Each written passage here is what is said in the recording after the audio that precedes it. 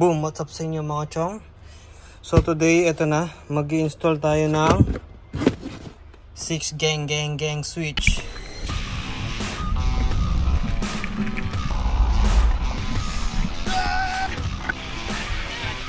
So okay guys, so umpisahan na natin at actually inumpisahan ko na siya, no? Kasi nung una is hindi ko alam kung saan ko talaga ilalagay itong switch niya mismo. So na-finalize ko na at ito, dito ko na siya ilalagay. Ayan. So, may rosaryo pa tayo dito. So ito ay nasa handlebar. Ang sa handlebar natin, nakalak yan dito. So pakita ko sa inyo guys, ayan. So ang ginawa ko dyan is bubuksan mo to. Tatanggalin mo yung nut niya. And then isuswak mo yung isang butas dito. Ayan. Tapos ihigpitan mo na siya ulit. Ganun lang ginawa ko guys. Mas gusto ko siya dito dahil ayan, dahil wala siyang blind spot dito. So wala na siyang matatakpan na view. So alam naman natin is yung FJs ayan oh, napakaiksi ng view natin. Ayan, na-finalize ko na siya dyan. At ayan, dyan ko siya nilagay. I-run na lang natin yan itong wire nya going here. Dito, pababa, papunta dun sa engine natin. So ito pala yung itong ano ba to, ibang tawag dito, mga sticker nya. Ito yung dinidikit dito. Ayan. Tara guys, install na natin to at excited na ako maglagay ng accessories natin. So let's go. Sa box pala, meron siyang ito yung mga nuts nya. Ito pa lang mga itong mga tornilyo niya dito is kasama yan dito. Meron tayong pang mounting ito, at saka ito pala meron siyang kasama adhesive kung gusto mo siyang idikit lang. So yung iba nilalagay nila dito, ayan, pero ako ang pangit, ayoko siyang lagyan dito actually ako siyang lagyan talaga ng head adhesive. So talagang pinaka best way yan, itong dito banda.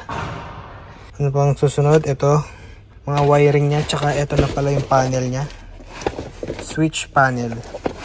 Ito yung panel niya, 6 gang lang to. So 6 malalagay natin dito switch 6 switches. So 6 accessories, 6 lights, fans, kung ano man ang gusto niyo ilagay diyan. So 6 ang mailalagay natin.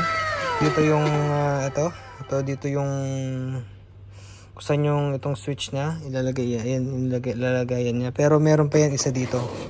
Ito para mas mahaba yung socket niya. So i-connect mo lang yan.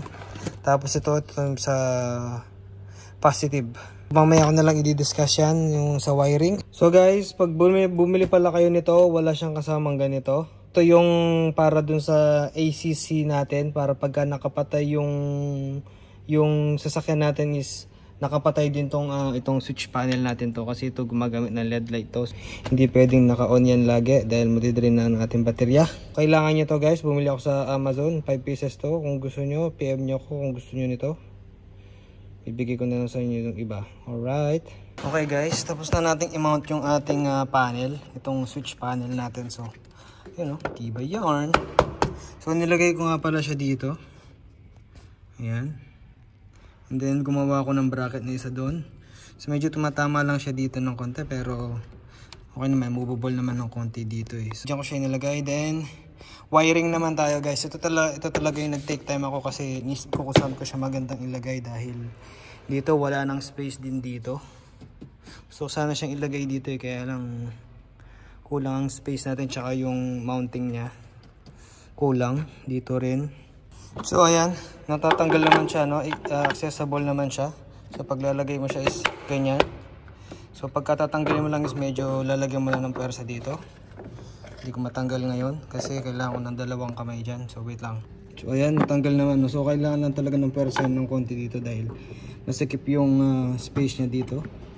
So pero tanggalin muna natin yan para ilagay natin yung mga, para pagka mamaya i-check natin kung umaandar yung mga fuses. Wiring na tayo guys, let's go. Guys, yung isang wire niya na mataba, ito, yan. So yan is pupunta yan sa dito, going dito sa positive pack. Idikit natin yan dyan, ito-tornilyo natin dyan dito. Ito yan. Tapos yung isang black, so itong black na to, dito yan sa dito. Boom. Sa negative terminal naman yan. Update. Nilagay ko na yung sa negative, sa negative terminal and then sa positive. Ayan, matipay na yan. Tapos na-adjust ko na rin to para matatakpan natin yung itong positive natin. Ito naman tayo, dito tayo. Hahanap tayo ng ACC or yung ignition dito sa fuse box natin dito. Hanapin natin para magpa-power na yung ating 6 gang switch. So let's go. So okay guys, ito na. Tayo tapos na. Tayo actually nagwo-wiring na ako ng ibang mga lights ito. So soon ito yung ilalagay natin tsaka yung mga ibang ilaw. Ito na. Roll call tayo. Lagay na natin yung positive. And then yung negative niya dito. Ito. Negative. And then ayan, nirun ko lang yan dito. Yung ibang mga sobra-sobra yung mga cables. So tinago ko dyan. And then itong ano niya, yung controller niya, ayun. Dito ko siya nilagay dito. You know, dyan ko siya pinasok kasama nung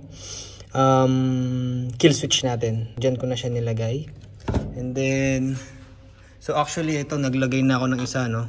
Itong isa na to is going to dito yan. So may fan na tayo dito, may extra fan na tayo na nilagay. Medyo madugo yung paglagay ko dito dahil actually pinilit ko lang siya. Ayan. At least may extra fan na tayo. And then going dito sa loob. Ayan oh, dumi pa oh. Ito, nandito na yung switch natin.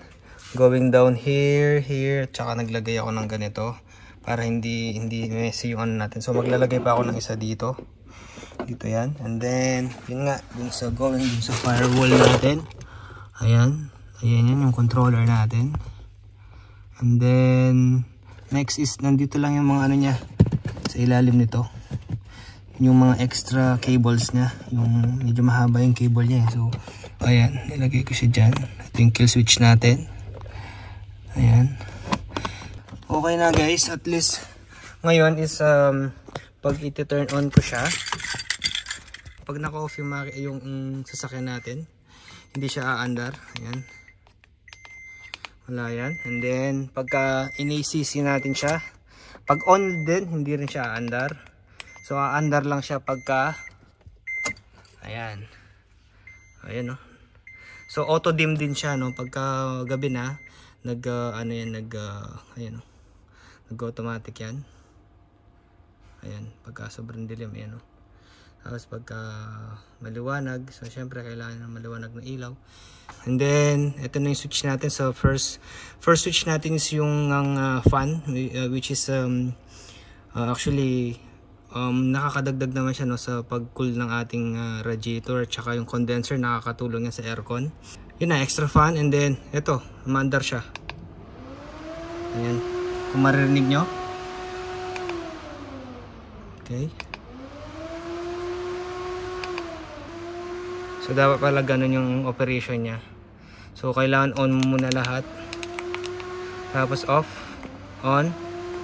So okay na guys. And so next video natin is yun nga, installation tayo ng mga ilaw at saka yung mga wiring na iba. Iayusin natin. And thank you guys sa inyong panonood, and click on subscribe. Let's go.